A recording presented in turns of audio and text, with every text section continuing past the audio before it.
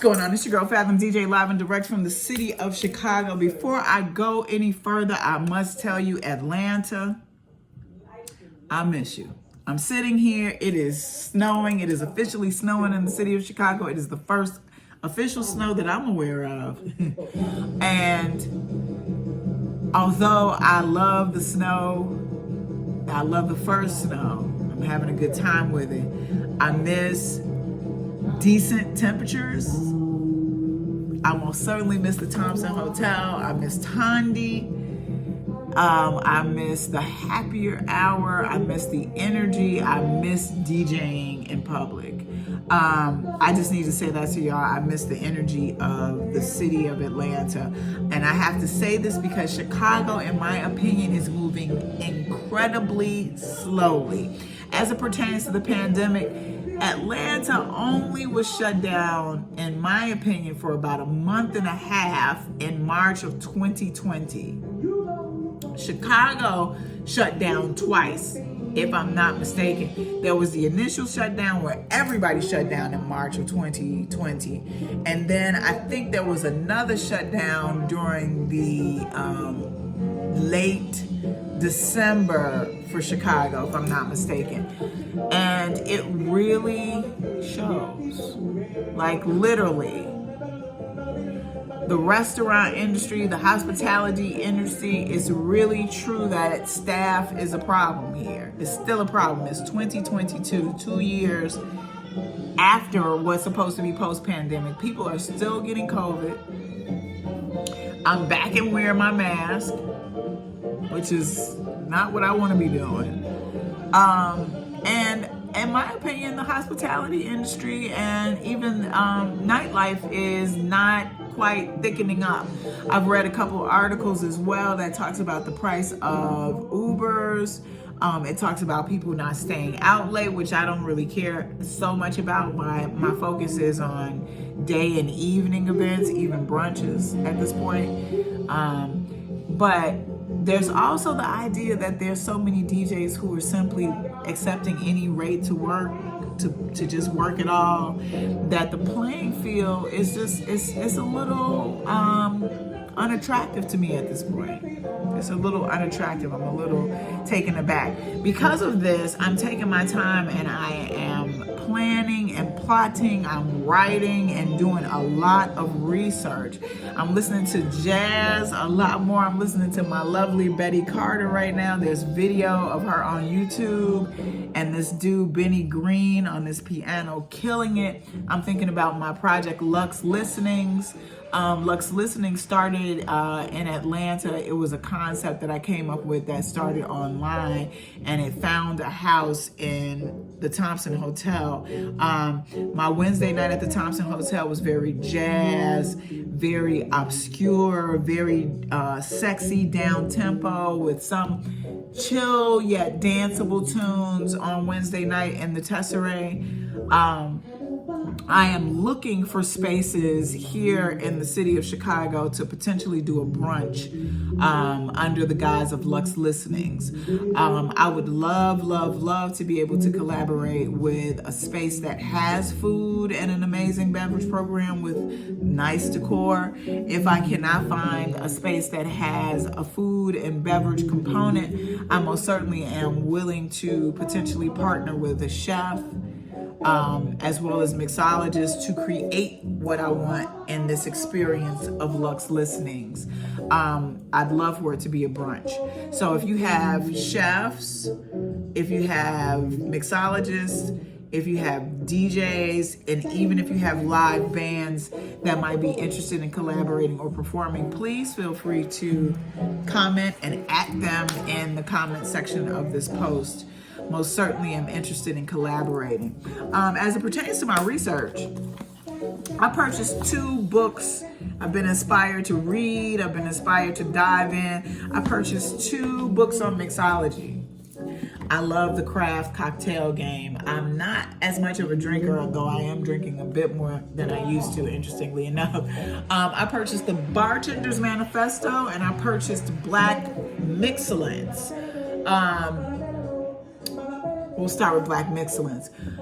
I appreciate the idea of the history that is in this book as it pertains to referencing Black folks in the craft cocktail and mixology game. I was a little bit disappointed because the stories and the history are incredibly short. It's not as deeply diving into the history as I wanted it to be. In my opinion, it's probably less than 7 pages of actual factuals as it pertains to the history of Black people and the beverage industry.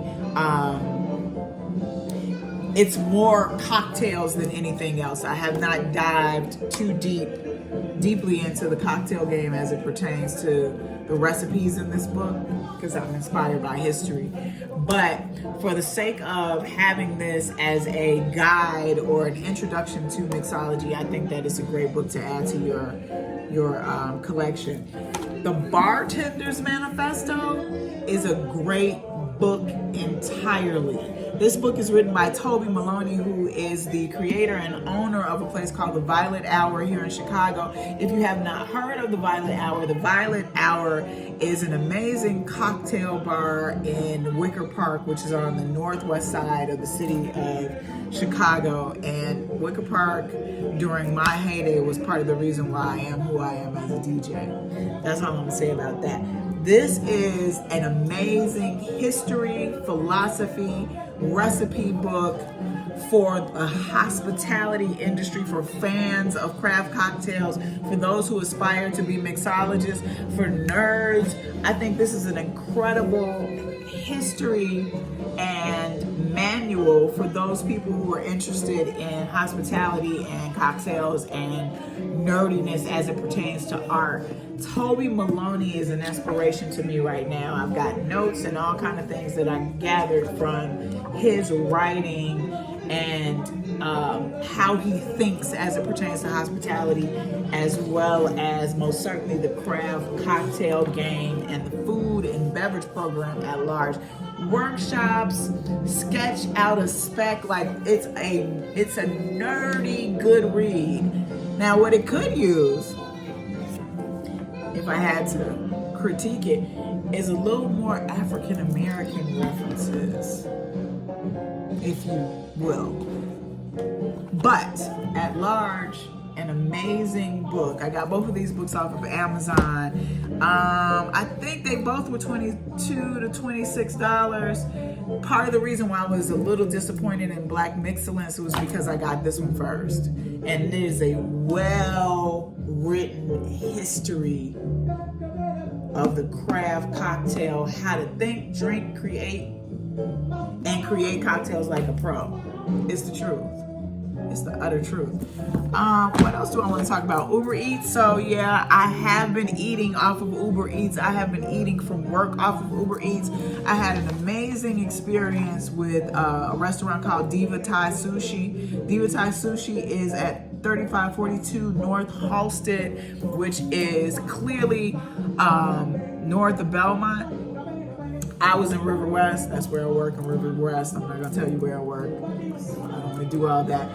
But they delivered, the food was piping hot all the way from 3500 North to 401 West or 401 North, that's River North. Super great to be able to get that food piping hot. The food was yummy. The price point was like $26 there, from there, and tip. Great price point. The food was amazing, and I could eat that maybe not twice a week, once a week. I also had Slice Factory. Slice Factory is a pizza place in Bridgeport. Most certainly yummy cheese pizza, super quick, hot, fresh. I could eat Slice Factory once a week. I just need to give you this because I'm busy and I can't do a lot of reviews and chats as I have been doing them. I am doing a lot of research and really kind of trying to anchor in on a few concepts that I can quickly produce, as well as these bigger, grander schemes. business plans and things of that nature. I have to tell you about this conversation. This is where it's probably going to get super long. I was in Bronzeville Winery 2 weeks ago with a buddy of mine. I try to go by there at least once or twice a month. I've got these budget goals and things, so I'm really trying to like get scheduled and like structured with this budget and this grander picture that I have in mind. So I'm not going out as much. There was a black woman sitting next to me at the bar. We were having a good time talking, chopping it up. He's probably one of my more prolific hospitality driven buddies. This woman comes in with her friend. They sit down, they're drinking, eating, whatever. Her bill comes and she low-key lost it. Now, you know, you pay what you pay.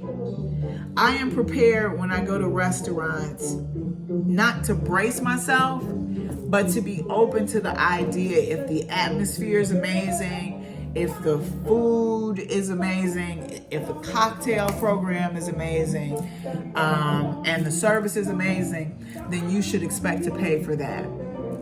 One of the things that troubled me about what this woman said when they bought her total around was, "We ain't on the north side." That's what she said. And I was just like, I played it off. But I was just like, is the north side the contingency upon which you will pay for higher end venues, food and beverage?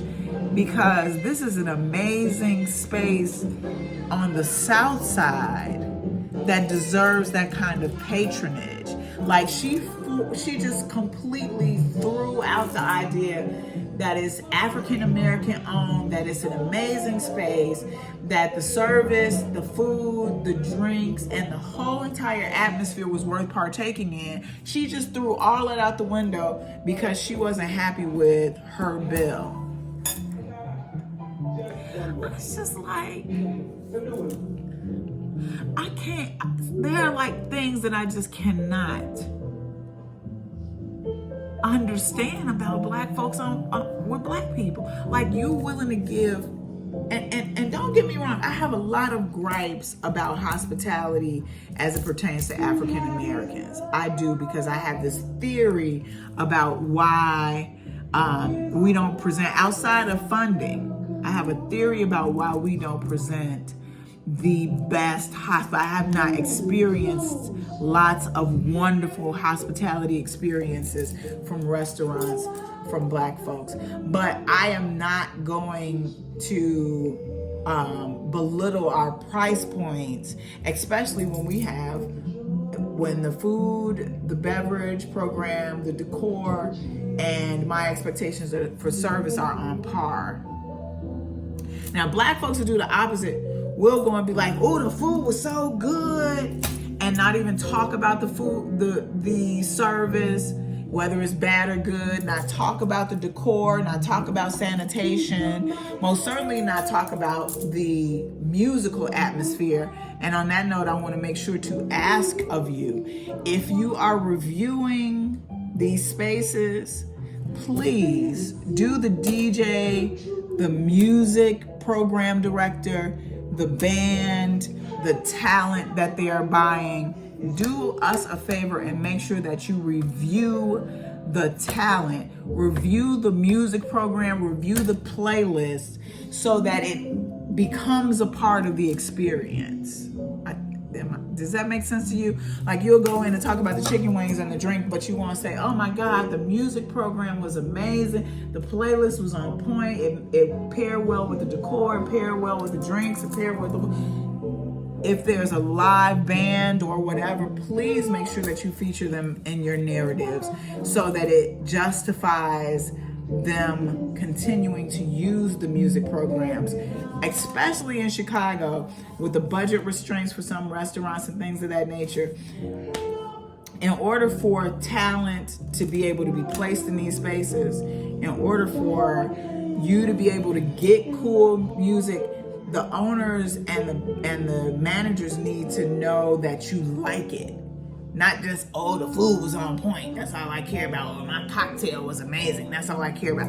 You gotta make sure that you speak to the service, the sanitation, and most certainly the music in these spaces when you go. It's on my spirit because I know what I'm expecting. I know what I want from venues. I know what I want to add to the narratives for these venues. And there's only a way to make that consistent and to make them put budgets together and put money into generating musical environments. And that's based on your liking and patronizing. So that's that. I feel like I'm supposed to talk about something else, but this video is already 15 freaking minutes long. I'm sending you cosmic kisses and well wishes to your day and week. You can find me in your worldwide webosphere at findingfathomdj.com, which is also Fathom DJ Entities LLC. Oh, I need you to know that I will be bringing Morning Love back to Twitch. I cannot tell you when because little did we know I found some imperfections in my sound and I'm waiting to remedy those imperfections before I jump back in and start doing my regular Twitch shows. I'm thinking until I found a space for Lux Listenings that I'll have 2 shows and I'm hoping to be able to anchor those shows twice a week. For now though, you most certainly can go to mixcloud.com/FathomDJ and I should be posting or uploading another segment from my time at the Thompson Hotel in the next, probably by the end of the week. I'll post another mix for Lux Listenings on my Mixcloud account. I'm sending you cosmic kisses and well wishes once again. You can find me in your worldwide webosphere at findingfathomdj.com. That is FathomDJ Entities LLC.com. I feel like I'm supposed to tell you something else, but I cannot remember. Space.